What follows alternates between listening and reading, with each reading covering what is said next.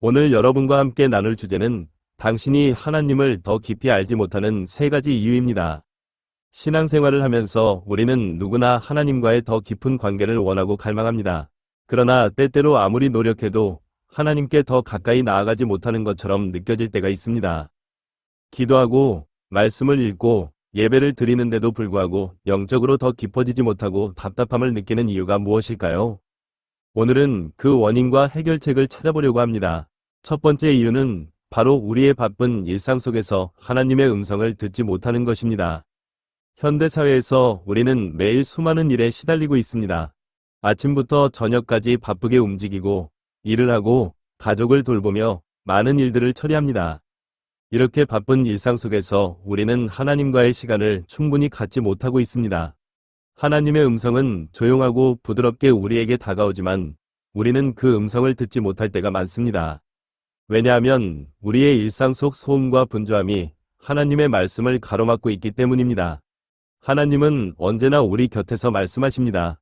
그러나 우리가 그분의 음성을 들을 준비가 되어 있지 않다면 그 음성을 놓치게 됩니다. 그래서 우리는 하나님의 뜻을 알지 못하고 그분과 더 가까워지지 못하는 것처럼 느낍니다. 하나님의 음성을 듣기 위해서는 의도적인 시간과 공간을 만들어야 합니다. 단지 기도와 말씀을 통해서가 아니라 우리의 마음을 조용히 하고 하나님께 집중하는 시간이 필요합니다.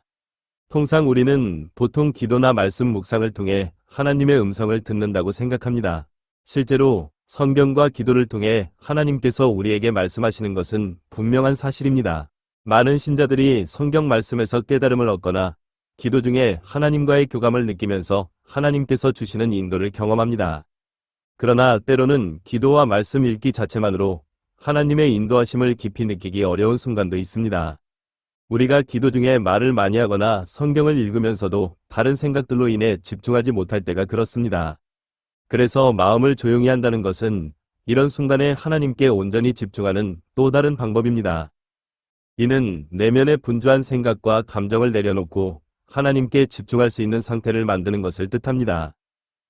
구체적으로 마음을 조용히 한다는 것은 우리의 모든 걱정, 두려움, 그리고 분주한 생각들로부터 벗어나 하나님께 집중하는 것을 의미합니다.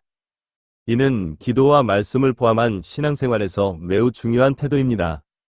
예를 들어, 기도 중에 우리가 너무 많은 말을 하거나 성경을 읽으면서도 생각이 다른 곳으로 분산되어 하나님께 마음을 온전히 드리지 못할 때가 있기 때문에 이때 마음을 조용히 한다는 것은 우리가 말을 멈추고 잠시 조용히 앉아 하나님을 기다리는 것을 의미합니다.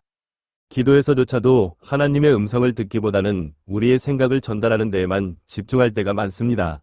하지만 하나님께서는 우리의 침묵 속에서도 말씀하실 수 있습니다. 마음을 조용히 하는 시간은 바로 그 순간에 하나님의 임재를 기다리고 그분의 뜻을 더 분명히 느끼기 위한 시간입니다. 이런 조용한 기다림은 매우 영적이며 깊은 경험이 될 수 있습니다. 우리가 하나님 앞에서 조용히 있을 때 하나님은 우리의 마음속 깊은 곳에 평안과 감동, 인도하심을 주실 수 있습니다. 이때 우리는 마음속에서 느껴지는 평안함이나 떠오르는 생각, 혹은 감동을 통해 하나님께서 우리에게 주시는 메시지를 경험할 수 있습니다. 이는 기도와 말씀 묵상에 더해지는 하나님의 인도하심을 듣는 방법 중 하나입니다. 두 번째 이유는 우리가 하나님을 내 마음대로 생각하기 때문입니다. 때때로 우리는 하나님을 우리의 관점에서 한정짓고 그분을 특정한 틀에 가두려고 합니다. 하나님은 우리의 생각보다 훨씬 크신 분이며 우리가 상상할 수 없는 방식으로 일하십니다.